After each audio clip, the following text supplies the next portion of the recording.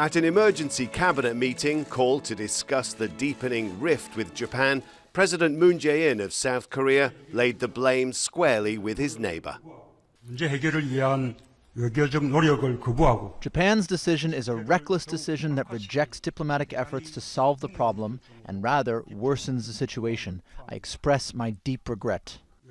He was responding to the latest escalation in the trade dispute, with Japan removing South Korea from the so-called white list of countries allowed to receive exports of sensitive strategic components that it needs for its high-tech manufacturing.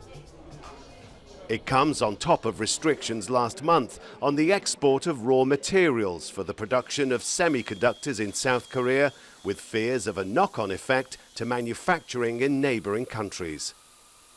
Japan denies it's linked to a decades-old dispute over its wartime record. This move was approved to revise Japan's export controls appropriately and was not intended to hurt Japan-South Korea relations or to craft countermeasures.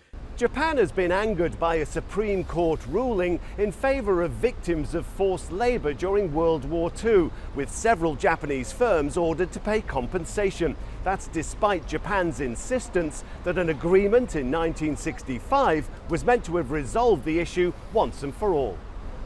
But those studying the history of the turbulent relationship say it's clear the two sides have always held opposing views on the nature of that agreement. Up until now, they have lived with their separate interpretations, but this state of agreeing to disagree has been shaken and can no longer stand after this court decision. And now we are at a most critical juncture in Korea-Japan relations. South Korea has promised a firm response without specifying exactly what, but it seems intent on retaliation rather than reconciliation. Rob McBride, Al Jazeera, South Korea.